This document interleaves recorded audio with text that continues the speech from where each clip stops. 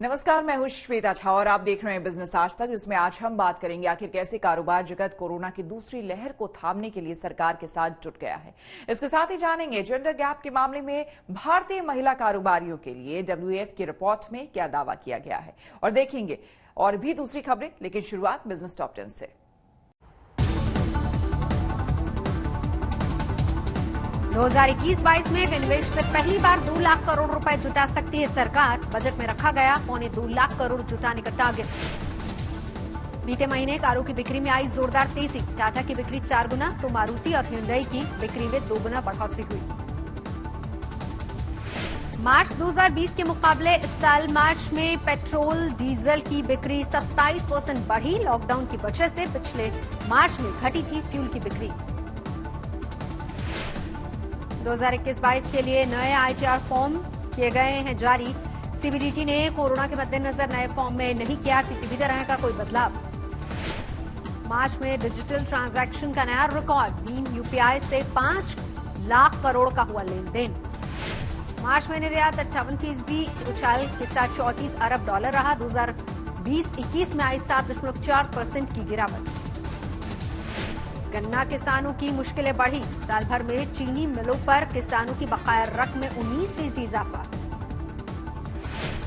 Microsoft की नोएडा में सबसे बड़ी डील। नोएडा प्राधिकरण से खरीदी 60,000 वर्ग मीटर जमीन। मुंबई के सांता क्रूज में रिलायंस सेंटर येस बैंक ने खरीदा। अनिल अंबानी की कंपनी से 1200 करोड़ में हुई डील।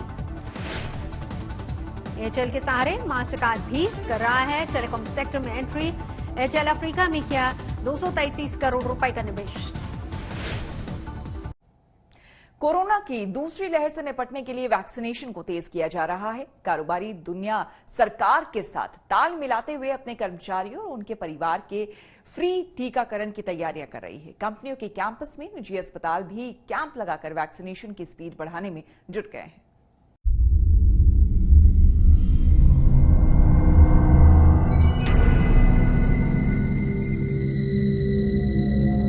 कोरोना की दूसरी लहर के कहर को फैलाने से रोकने के लिए अब कारोबारी जगत तेजी से अपने कर्मचारियों को वैक्सीन लगवाने का इंतजाम करने में जुट गया है। सरकार की तरफ से भी वैक्सीनेशन को बढ़ावा देने के लिए लगातार नए ऐलान किए जा रहे हैं।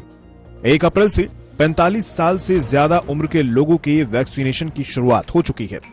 अब रोजाना टीकाकरण किया जाएगा और हफ्ते में किसी भी दिन छुट्टी नहीं होगी।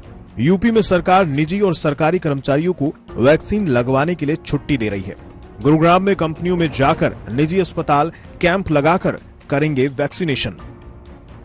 हेल्थ एक्सपर्ट का भी मानना है कि वैक्सीनेशन की रफ्तार बढ़ाने के लिए सरकार जितने तरीके अपना सकती है उसे अपनाने चाहिए, जिससे कोरोना की दूसरी लहर को बढ़ने से रोका जा सके।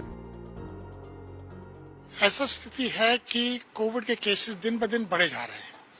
अब इसको कंट्रोल करने के लिए 2 चीजें जरूरी है। एक कि हम हर्ड इम्यूनिटी डेवलप कर पाए, और हर्ड इम्यूनिटी डेवलप होती है या जब आपको इन्फेक्शन हो गई हो या जब आपको वैक्सीनेशन लग गया हो और आपके अंदर एंटीबॉडीज आ गए हो। अभी तक तो सिर्फ रिस्ट्रिक्शन थी हमारी 45 साल से ऊपर विद कोमॉर्बिडिटी या 60 साल से ऊपर, बट अब सरकार ने 45 साल से भी शुरू कर दिया। कोई भी 45 साल से ऊपर जो है वो लगा सकता है।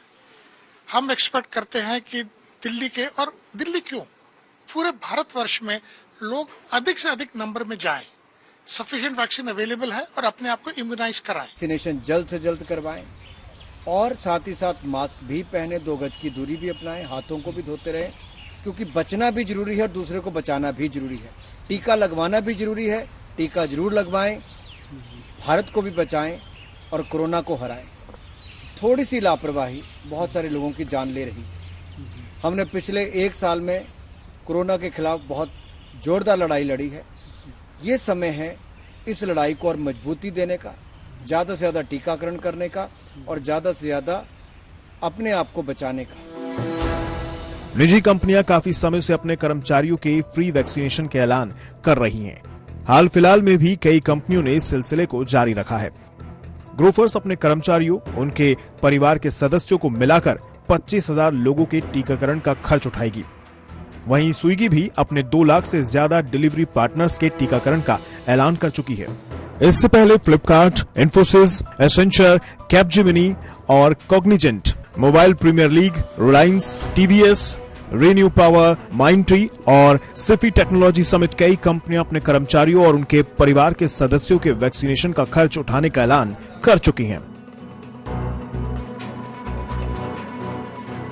कारोबारियों का भी मानना है कि अब कोरोना की रफ्तार को रोकने के लिए निजी सेक्टर को भी सरकार के साथ मिलकर वैक्सीनेशन की स्पीड को बढ़ाना होगा। जाहिर है, अगर कोरोना से अर्थव्यवस्था को बचाकर रखना है तो फिर वैक्सीनेशन में किसी तरह की कोताही बरतने का जोखिम नहीं लिया जा सकता। उम्मीद है कि अब वैक्सीनेशन की रफ्तार में तेजी आएगी और कोरोना को कंट्रोल करने में मदद मिलेगी। ब्यूरो रिपोर्ट, आज तक। महिलाओं के साथ भेदभाव के मामले में भारत की हालत ज्यादा खराब हो गई है। कम आय वर्ग की महिलाओं के साथ तो ये समस्या देखी ही जाती है, लेकिन उच्च आय वर्ग की महिलाएं भी इससे अलग नहीं हैं। यहां तक कि कारोबार जगत में भी टॉप मैनेजमेंट तक हर जगह महिलाओं के साथ भेदभाव बरतने का दावा WEF की जेंडर गैप रिपोर्ट में किया गया है।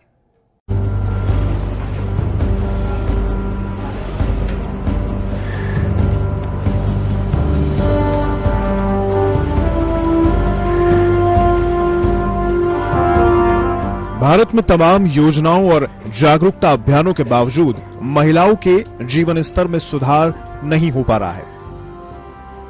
वर्ल्ड इकोनॉमिक फोरम यानी WEF की जेंडर गैप रिपोर्ट में भारत की पोजीशन और नीचे खिसक गई है।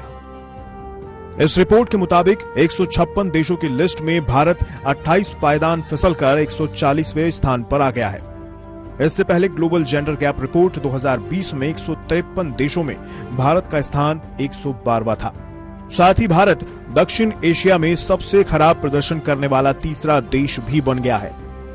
इस रिपोर्ट में जो चौंकाने वाली बात सामने आई है वो ये है कि आर्थिक भागीदारी और अवसर के मामले में भी महिलाओं की स्थिति में गिरावट आई है। रिपोर्ट के मुताबिक इस क्षेत्र में लैंगिक भेद अनुपात 3% बढ़कर 32.6% तक पहुंच गया है। रिपोर्ट के मुताबिक सबसे ज्यादा गिरावट राजनीतिक सशक्तिकरण सब इंडेक्स में आई है। महिला मंत्रियों की संख्या 2019 के 23.1% से घटकर 9.1% रह गई है। महिला श्रम भागीदारी दर भी 24.8% से गिरकर 22.3% पर रह गई है। प्रोफेशनल और टेक्निकल फील्ड में भी महिलाओं की भूमिका घटकर 29.2% रह गई है। इस क्षेत्र में सीनियर और मैनेजमेंट लेवल से जुड़ी पोजीशन में भी महिलाओं की भागीदारी महज 14.6% है और टॉप मैनेजर लेवल पर महिलाओं की संख्या सिर्फ 8.9% है।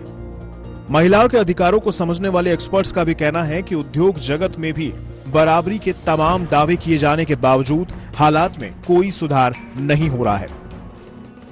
भारत के पड़ोसी देशों की बात करें तो ग्लोबल जेंडर गैप रिपोर्ट 2021 के मुताबिक बांग्लादेश 65वें नंबर पर है, नेपाल 106वें नंबर पर है, पाकिस्तान 153वें नंबर पर है, अफगानिस्तान 156वें नंबर पर है, भूटान 130वें नंबर पर है और श्रीलंका 116वें स्थान पर है।